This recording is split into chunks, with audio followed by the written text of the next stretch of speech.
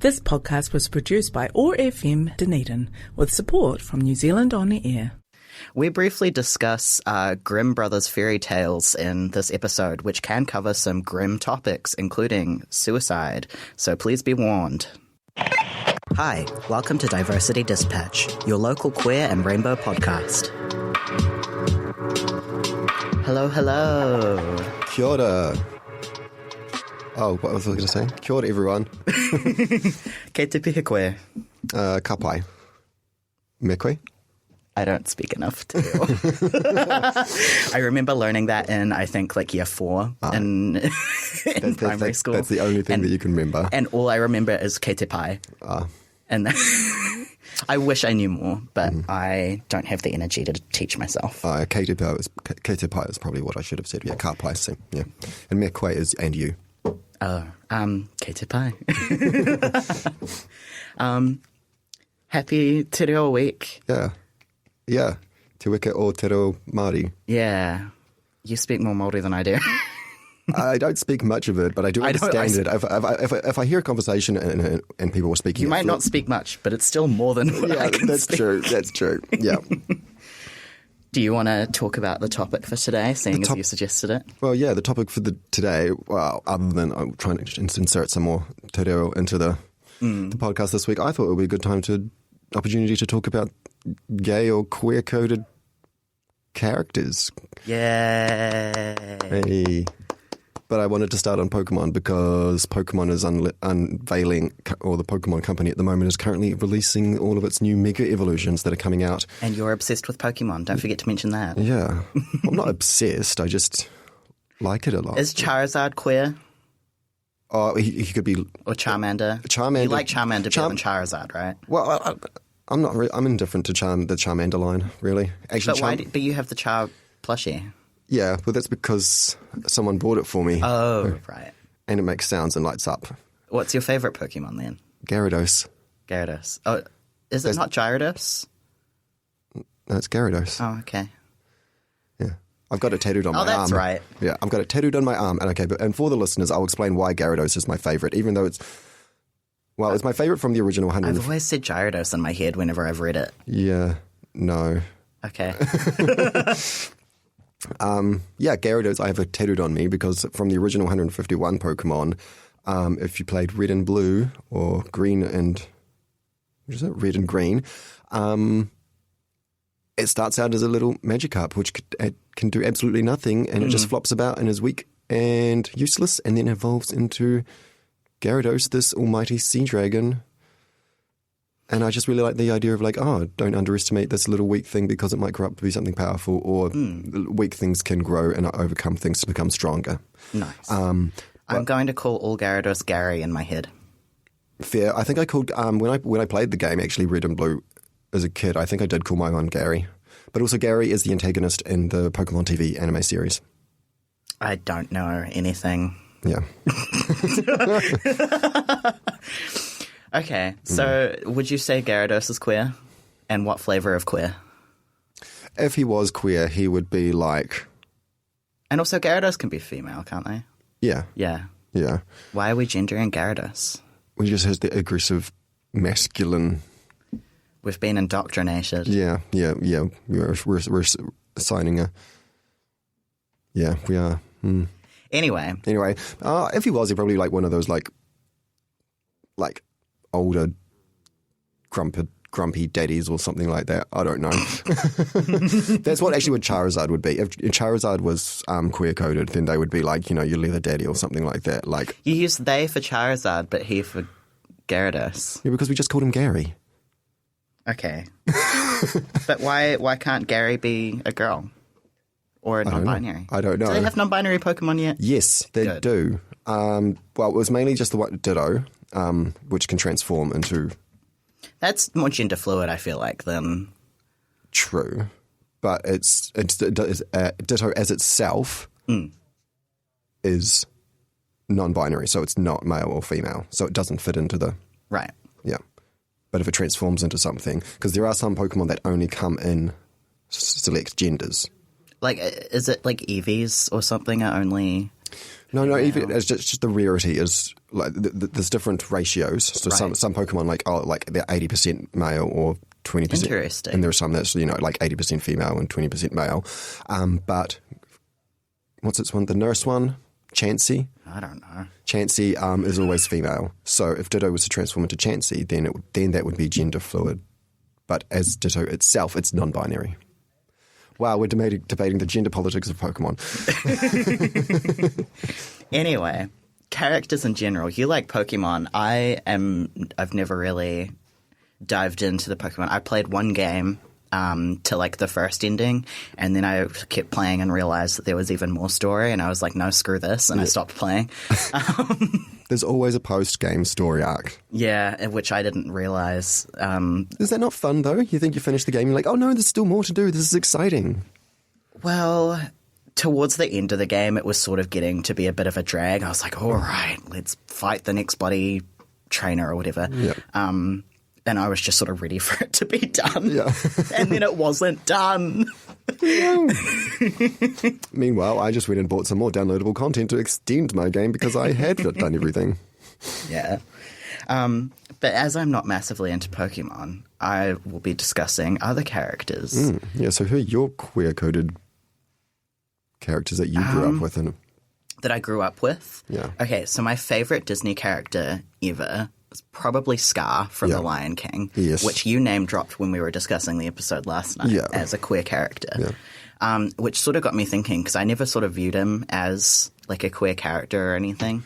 But talking about it, like I can sort of see him being like the gay kid that was cast out of the family for being gay. Yeah, he's like your gay uncle that's like bitter and sour and Yeah. But he was probably my favorite Disney character. Yeah. And then I really love Ursula, the Sea Witch, which I know everyone knows about because she's based on Divine. Yeah. Really famous drag queen. Who I believe ate actual dog poo. I think so. In one of in the movie that she was in. What was the director of the movies again? I can't remember. Oh, it was someone like really niche, wasn't it? Yeah. It like sort of same vibe as David Lynch, I feel like. Yeah. Different. Let me I feel like it's on the tip of my tongue, but I can't remember. John Waters? Was it? I don't know. Anyway, but yeah, no, Ursula, but a lot of the Disney villains are queer-coded in some way. Like, even Jafar to an extent is kind of... I hope the listeners can't hear my stomach rumbling. So who else? Yeah. Who are the other villains? It was John Waters. Yeah, okay. yeah. I didn't watch I can die happy now knowing that. I'm not a Disney gay. I never watched many Disney films growing up, so like I haven't even seen half of them. I've never really particularly been loyal to a specific franchise ever. So I've watched like a handful of this and a handful of that, but never really committed to anything. Yeah. Yeah. She said sometimes people mention like, oh my gosh, Mulan. I only really watched it during the pandemic, during lockdown, because... Did you ever see the live action? No, that was the whole thing. It wasn't very good. I didn't enjoy it. Yeah. I saw it in cinemas and I was pretty disappointed because I really loved Mulan. Yeah. That reminds me, the animated film, but they changed the whole storyline. I haven't watched it since, so my memory's a little foggy. Yeah. And it wasn't a musical, was it? No. Yeah, I don't know. I didn't. I meant to go and watch it because my whole thing, like during the pandemic, was like, oh, I'll watch all of the animated Disney movies and then I'll go watch the live action remakes. Blah blah blah blah. I was so disappointed by the Lion King live action. I was okay with it, but the one thing that really just bothered me was that they left out the most important line from the original animated. And the line was. Oh golly, no. Oh golly, no, golly. It was when Rafiki was having that conversation with Simba about having to return, and it was like the past. That's right. What's in the past, you can learn from it. So he hits him with a stick in the animated one. Yeah, and then Simba dodges it when he goes to hit him again, and then Rafiki is like, see, you can either run from the past or you can learn from it. They didn't put that in the remake. And I was like, that was the critical like turning point, and when Simba realized he had to go back, he Yeah. Because I know that there was this really famous quote, and I don't know if it's from the film originally or if the film was quoting something else, but it was like talking about the past, present, and future, and I don't remember the whole quote, but it's like, that is why we must live in the present, because the present is a gift, or something like that. Right. And I remember I really loved that quote, but I don't remember the whole thing now. Oh, yeah. I don't think that was from The Lion King, though. The past is history, the future is a mystery, and the present is something. That is why we call it. The present is a gift. That's why we call it the present. Today is a gift. That is why we call it. Yeah, there it is. We got there. Eventually. Yeah. Yes. The combined neurospicy got there. Yeah, we've eventually landed on it. Yesterday is history. Tomorrow is a mystery. Today is a gift. That's why we call it the present. That's the whole quote. Woo! Yay! Yay! Goodbye. Okay, yeah, we're done End of the today. Tap out. But anyway, so why is it that queer people latch onto characters in film and media, do you think? I think, well, I've looked into this. I think it's, we see ourselves in them a little bit, you know, that they are seen as the outcasts in some ways. I mean, the thing that, just on the Disney thing before I touch on what I was just saying, with the live action remakes, or even just remakes in general, they seem to be trying to like retcon a lot of the villain's backstory and make it like we have to sympathize with them, and it kind of justifies their bad actions. I'm like, no, why can't the bad guys just continue to be bad? Yeah. Because, you know, they did murder people, so why are we like, oh, it's understandable he would be salty and be mad at his brother because of what he did, what happened during their childhood. But do we need them to have a justified reason to want to kill someone? Anyway, that's a whole other thing. But I think it's because we see ourselves in them. You know, we do especially because when a lot of these films were produced, like there weren't live action characters or celebrities or anything like that people could latch onto in the same way, because it was still illegal and frowned upon to be queer. Because a lot of these films were like 80s, 90s, weren't they? Yeah. Lion King was 90s. Don't know when. I think The Little Mermaid might have even been like the 70s. Yeah, I think The Little Mermaid was the 70s. Yeah, and everything. Yeah, Cinderella was. Did you see The Little Mermaid live action? I really liked that. I did Melissa too. McCarthy did Ursula justice. I was really worried about her. I mean, she did good. I still think she could have done better, and she's nothing on the original, but she did better than what I actually expected of her. As soon as I heard she was cast, I was like, oh goodness gracious. I really wanted Queen Latifah, because she was so good in Chicago, and I thought she would have just done it. And she's also done it on a live action stage as well. So Queen Latifah would have. I thought they would have, but never mind. Melissa McCarthy was good. I did like the live action remake of Little Mermaid. The thing that there were some bits of it that I thought were like, but meh, and was this necessary? But I really liked that they gave the prince that she fell in love with like a personality and a reason for her to actually want. You know, because in the original... Because he was very flat in the original. Yeah, and it was just like, oh, he's just a pretty face. Yeah, because he was just a pretty face. And I like that they gave it some depth. So like, okay, fine, understandable. That's when they do a good job in live actions, is when rather than trying to rewrite characters' stories, they actually illuminate them more. Have you seen the Cinderella live action one? Yes. I love that. I think that... Aren't there a few versions of live action? Oh, no, but the Disney did a live action remake. Yes, yeah. And the Disney's live action remake is Chef's Kiss. Yeah, because I've seen the Disney one, and I've seen a couple others, I think, as well. But I don't remember distinctly. But I remember there was one live action I saw where they actually did have the stepsisters cutting off body parts, like in the original. Yeah. Sawing down their feet to make sure that they could fit them into the shoes. Yeah, but it was like in the live action, and you actually got to see like the blood coming out of the shoe. Yeah. By the way, kids, the original fairy tales are a lot more horrifying than what Disney did. I found out recently they were originally written for adults. I thought they were supposed to be like cautionary tales, like more like scare the kids to sleep. Maybe. Someone said recently to me that they were actually intended to be read for adults, which I thought quite interesting. Yeah. Do you know how the original Little Mermaid ends? Yeah, she turns to sea foam. Sorta. Not well. There's two different versions, but it's how she turns to sea foam. I remember it was grim, but I don't remember exactly. She decides to, because she can't get the prince, she decides to Oh, that's right. She decides to unalive herself. Yes. Rip the Little Mermaid. Yeah.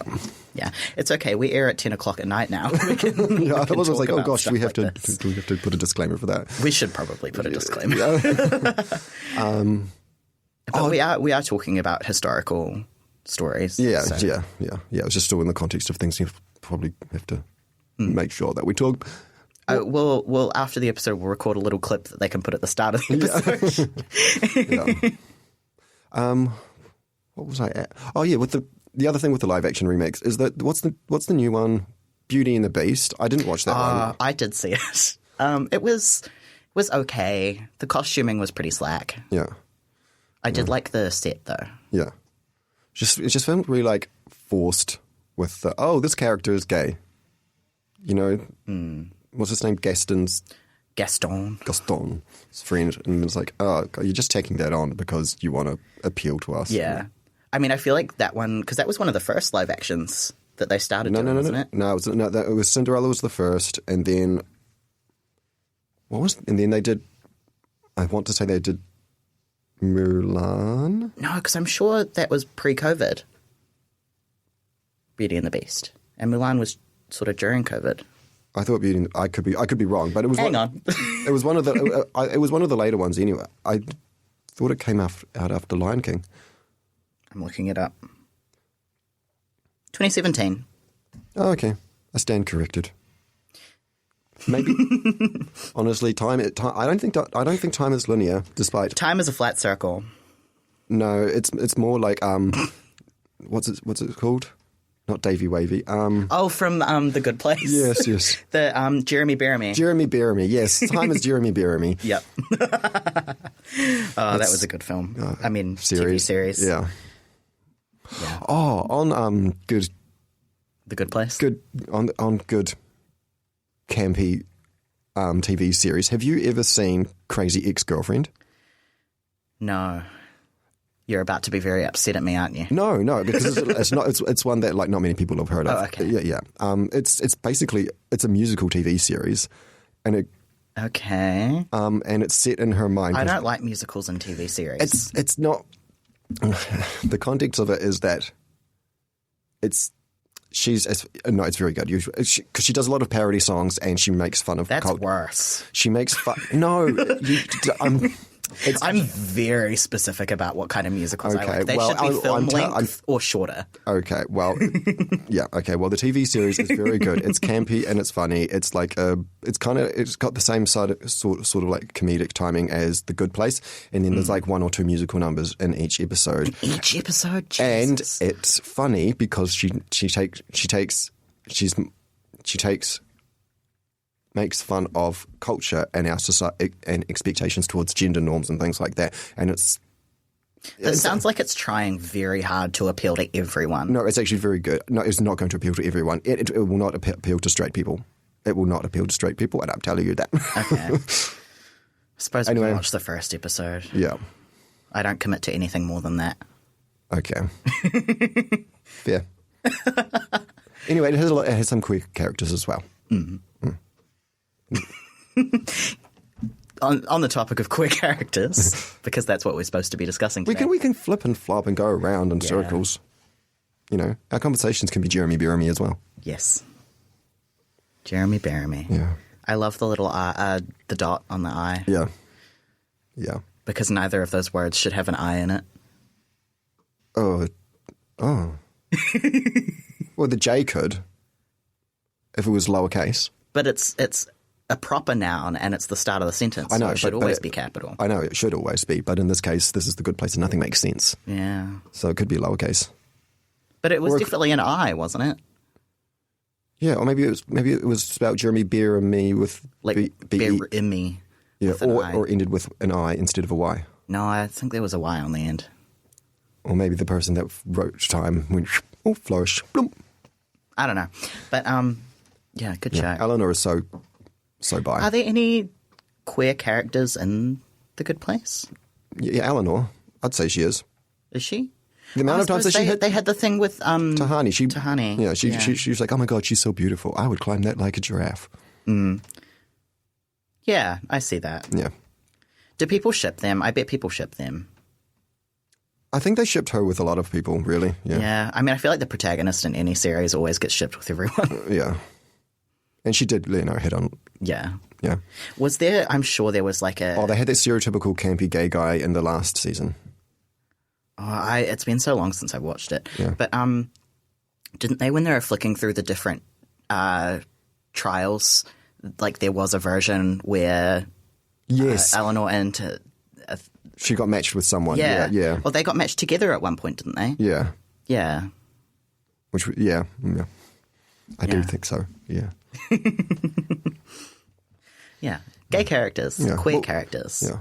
I liked the term. I know a lot of people don't like the term queer, you included, right? Yeah, I'm iffy with it. Yeah. I prefer to be called queer if someone's looking for an umbrella term, because I feel like LGBT is very clinical almost. That's the thing. It's really hard to find a term that There's kind of no encompasses. warmth to it, I feel like. Yeah, I like the. So my gripe is that I'm okay with like queer as an identity and on its own. Like like there's lesbian, there's gay, there's bisexual, and then there's queer. But as an encompassing thing, I kind of don't feel like I relate to queer, and I don't feel comfortable with it. And that's mainly because like I was bullied a lot as a kid. Yeah. And called that, and so every time, even though I've had so many people tell me, "Oh, it's time we should you reclaim it, own it," I'm like I still don't have that strength or comfort to do that. So that's my issue with it.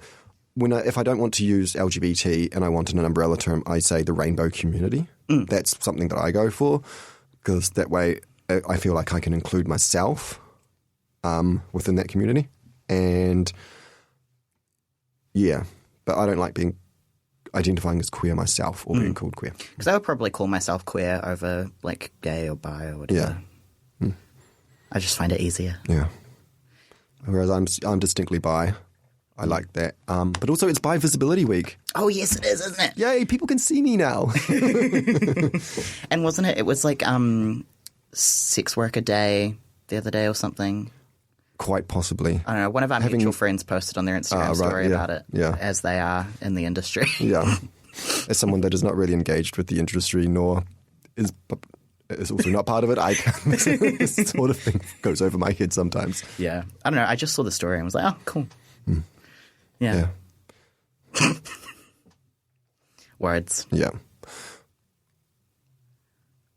I'm very sleepy today. Yeah. It's a sleepy day. I was exhausted yesterday. Yeah.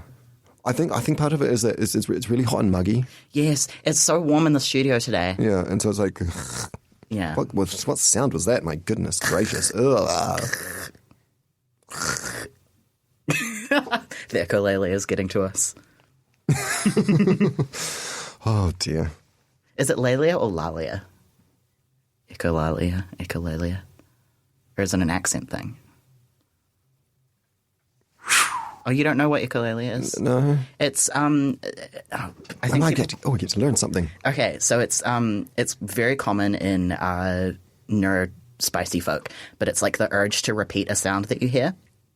Ah. So when you did like and I did that was me doing echolalia. Oh, I see. Got you. I understand. I was wondering like where echo. Yeah. But that's fun. Yeah, inanimate sounds or sounds that people have made or that sort of thing. Just the urge to repeat a sound. I have an urge to like try and like repeat people's accents or the way they say things. Like even I would call that echolalia. Yeah. Like I was watching a video last night on Instagram, and they were like they're speaking in an Irish accent, and I was like, oh. I was trying to repeat everything that they were going to say because I had the subtitles too. So like, okay, I'm going to try to do their accent as they're saying it. And I was like, yeah, okay, that's just... See, I can do accents perfectly in my head. Yeah. And then as soon as I try and make my mouth do that, it's like, nah. And I will never, ever do an accent in front of anyone because I am so deeply ashamed of what I sound like. See, I'm quite good at it with... I can do an American accent, but that's all I'll do. Yeah, but there's a lot of different... regional accents. I don't know which one it is. Oh, okay. General, just general American. Yeah. When I was younger, I used to watch, this is going to age me, Lois and Clark, The New Adventures of Superman. And my mother didn't realise that the TV actors had accents until I started repeating or mimicking the characters on screen. and I was apparently did a very good job at imitating their accents. Yeah.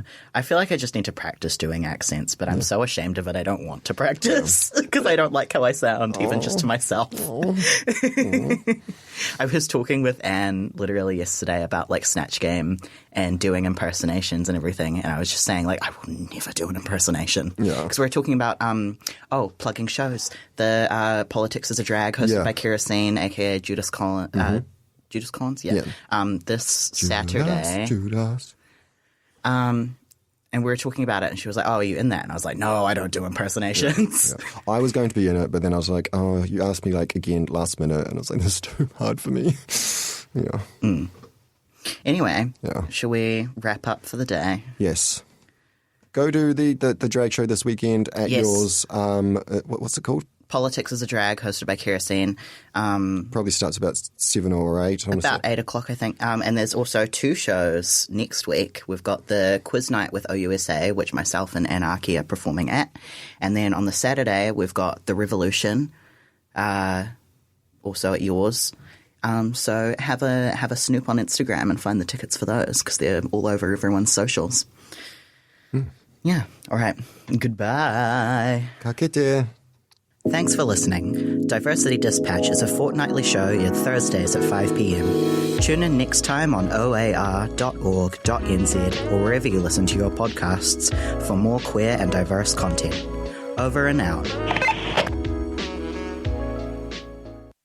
If this program has raised issues and made you worry about your or someone else's mental health, here are some ways to get help.